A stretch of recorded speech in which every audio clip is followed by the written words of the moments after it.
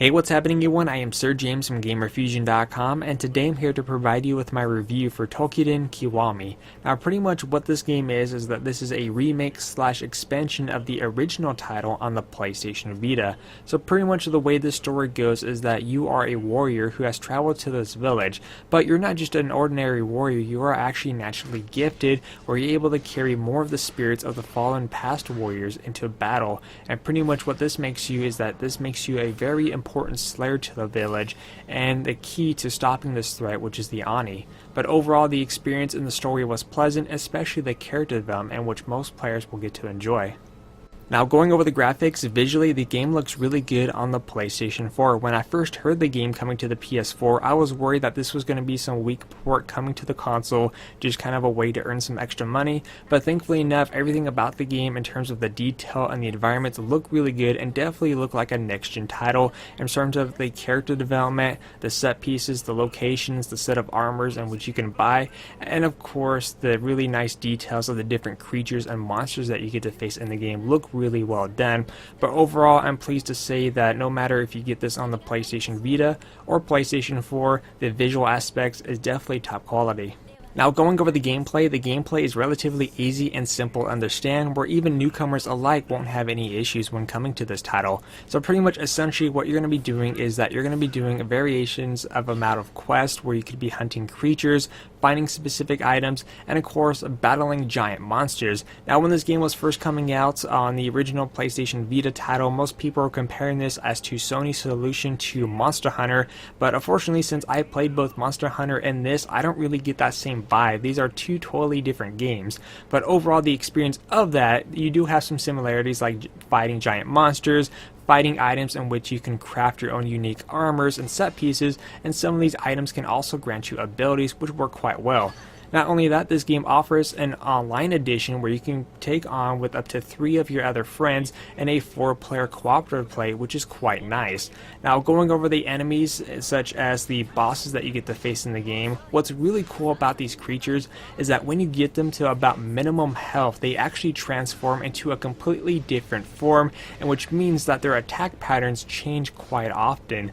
Unfortunately, what's a downside to this is that their attack strength and the way they attack don't change as often, because you could pretty much judge of how they're going to attack and when they're going to strike, meaning that you know exactly when to dodge at the right moment, thus making the boss battles not as challenging anymore as the more and more you progress into the game, especially when you're playing a 4-player cooperative play. But what I really like about the game is how the story was laid out and the character development, because as you go along and progress further and further into the game, while the people are trying to figure out how to stop this threat and try to figure out where the enemy commander is once and for all, is that there is a really deep down character building, and you kind of get to know the other slayers within the game. Why is this person fighting? Why is this person a slayer? You kind of hear backstory of what happened to his previous village and so forth. These are just a small amount of examples. I don't want to go in too deep into it due to the fact that there's a lot of spoilers to be had here, but if you do pick up the game, definitely listen to the story and how the characters interact with people around the village, because there's a lot to be said here. But overall the gameplay experience was nice, and there's a wide variety of different weapons to use, which you could change up your gameplay, because when you first start with the game you get to choose from one of the variations amount of weapons in the game, but I was kind of worried that you're going to be stuck with it. But thankfully enough, you could always change it before battle, which is always going to change the playstyle. And there's a little bit of similarities to Dynasty Warriors, because it's more of a hack and slash title, and as you keep slashing away enemies you get to build up a meter in which you can unleash a special attack. But overall the gameplay experience was enjoyable. The cooperative crafting armors, buying new weapons, items and so forth was overall a really fun experience.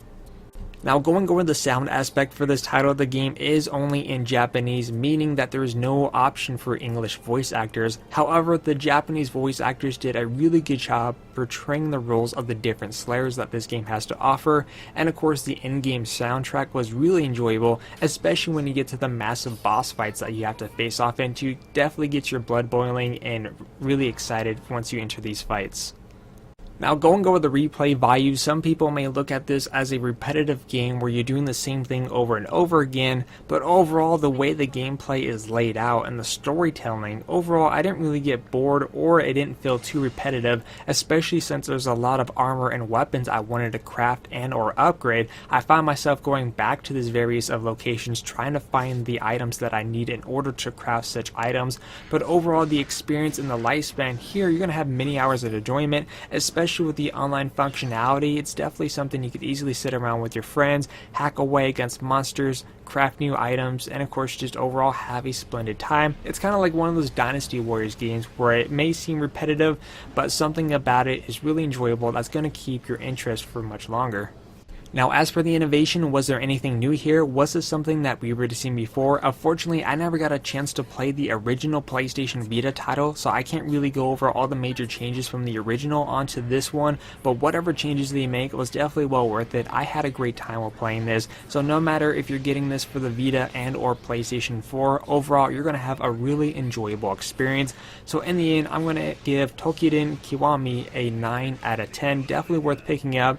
The only downside I see to this is that unfortunately, since the game does utilize a cross-save function, meaning that you can transfer your save data from the PS4 to the Vita or from the Vita to the PS4, the only downside to this game, which I would have liked to have seen change, was to have this as a cross-buy option. Unfortunately, if you want to use that function, you're going to have to actually buy both separately, but I believe they stated that if you have the original title on the Vita, you could definitely transfer your character onto the newer one, but again, that is only rumors. But until then, I am Sir James from Gamerfuzion.com. You want to see some gameplay, check the link down below, and I'll see you guys on the next review, so stay tuned.